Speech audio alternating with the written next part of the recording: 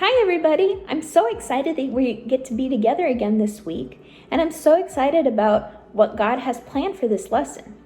This lesson is going to be about one of my favorite characters in the Bible. Her name is Esther, and she was a very, very special girl. In the lesson today, we're going to be doing a very special activity, so you have to pay very close attention. Throughout the story, I'm going to put little blocks of colors with a number on it. Those numbers are all over your page, and that's the color you have to color the numbers in with. So pay close attention. Are you ready?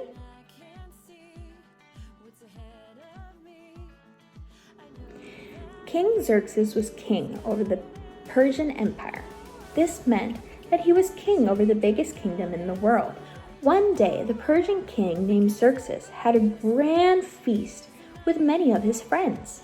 He ordered his wife, Queen Vashti, who was so beautiful, to come dance for him and his friends. She refused and didn't want to show off her beauty in front of his friends. The king was furious and banished Vashti. As time passed, the king wanted a new queen. He sent his servants to go look for the most beautiful girls of proper age. The girls were brought to the palace, and they were given the best perfumes and clothes. They spent a whole year learning how to become queen. One of the girls was a young, beautiful Jewish girl named Esther. Esther did not have a father or mother, and she was raised by her cousin, Mordecai. And he taught her how to love God and how to be a good Jewish girl. When it came time to choose a queen, the king chose Esther. Esther was a good queen. The king did not believe in God, but Esther did. She never forgot her cousin Mordecai, and she never forgot that she was one of God's children. Esther's uncle named Mordecai told her not to tell the king of her Jewish heritage at all costs. Sometimes it was hard for Esther because the other Jews were treated badly. They did not have the riches that Esther had. Esther tried to use the good things that God had given her to help other people. One time, Mordecai helped the king. Mordecai heard that someone was trying to kill the king. He told Esther about it, and she told the king. The plan was stopped. Mordecai saved the king's life. It was so very special that it was written in the king's book of records. Another man became famous in the kingdom. His name was Haman. The king thought Haman was a good man, so he ordered everyone in the kingdom to bow down to Haman. But Haman was a very bad man, and he hated the Jews. Mordecai would not bow to Haman. Haman was so angry that he planned to kill Mordecai and all the Jews. Haman told the king the Jews were bad. Finally, the king believed him and made a law. The law said that people could kill the Jewish people and not get in trouble for it. Haman was glad. He had a huge gallows built and planned to kill Mordecai.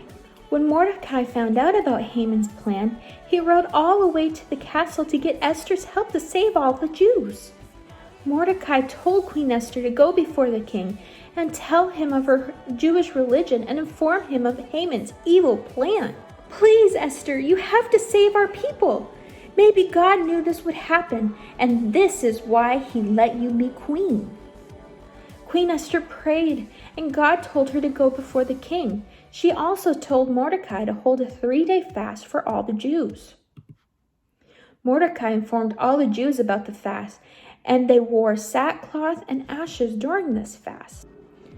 Esther was very frightened. She had never told the king she was a Jew.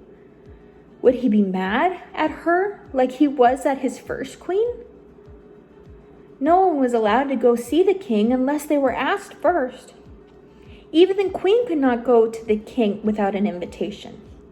If anyone went to the king without an invitation, they could be put to death. The only thing that could change this was if the king pointed his scepter at the person who came in. Finally, after praying and fasting for a long time, Esther decided to go to the king without being asked. When she came to him, she was very frightened. Would she be put to death? Then the king pointed his scepter at her and told her to come to him. The king really liked Esther. He told her she could have anything she wanted. Esther had a plan. She told the king she wanted to have a special feast for the two of them and for Haman. Esther and the king planned the feast for the very next day. When the king went to bed that night, he could not sleep. Sometimes reading a book helps you sleep, so the king asked one of his helpers to bring one of the old record books. The helper brought the book and began to read to the king about the things that had happened long ago. He read about the time Mordecai saved the king's life. The king got very excited. He wanted to do something special for Mordecai. The king called for Haman to come into his chamber. Haman was happy because he thought the king was going to do something nice for him. The king asked Haman, "What should be done for someone who deserves honor?" Haman thought the king was about to honor him. So he said, "The person should be given a royal robe and one of the king's horses. They should be led through the streets so everyone knows that the king likes them." "This is a great idea," said the king. "Go and do these things for Mordecai." Haman was shocked. He could not believe that the king liked Mordecai. Now Haman knew he was in big trouble. The king liked Mordecai, but Haman was trying to kill him. What would the king do if he found out? The next day, Haman went to the special feast with Esther and the king. The worst thing that Haman imagined happened. Esther told the king that someone was trying to kill the good man Mordecai, who had saved the king's life. The king was very angry. He said that that man should be put to death. Haman was killed on the very gallows he built to kill Mordecai. Mordecai and the Jewish people were all saved because of Queen Esther's bravery. From the story of Esther, we can learn 3 lessons. The first one is Esther had faith by expecting the best. We need to look at Esther and realize she expected the best. That's because having faith means expecting the best. When her people were in trouble and King Xerxes was the only person that could help, she didn't get scared and run away. She prayed and fasted. She went to see the king even if it meant her own death. Yet, she expected the best would happen. She went before the king expecting that God would help her and be on her side. She expected the best because she believed in faith that God would help her and save her. That he would not only save her, but all of her people too. Lesson 2. Esther knew God wanted the best for her life. Do you believe that God has a good plan for your life? Or do you always worry about what will happen to you tomorrow or when you get older? We can expect that God has good things in store for us, because he does. He promises us that he will always be with us and that goodness and mercy will follow us wherever we go.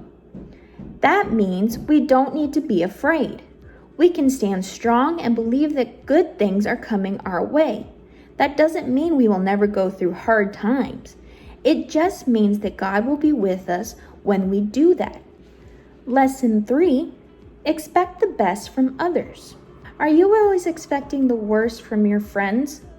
Is there someone in your life that you always expect to do the wrong thing, to hurt you or make you sad? Start trusting in God and believing that he can begin a work in that person. When we pray, God can help others to do the right thing too. Maybe you need to pray that God will help you to expect better things in that person, even when they let you down. We can get tired of believing that a person will never change. But the Bible tells us to not lose hope and get tired in doing the good things. Keep believing, keep trusting, even when it gets tough. Maybe our challenge for this week is to pray that God teaches us how to expect the best in others. Our Bible verse for this week is Mark 11:24, and it says, "Therefore I say unto you, what things soever ye desire, when ye pray, believe ye receive them, and ye shall have them." Mark 11:24. Now it's your turn. practice at home, and when you're done, get your mommy and daddy to help you record it so we can see everybody learn it together.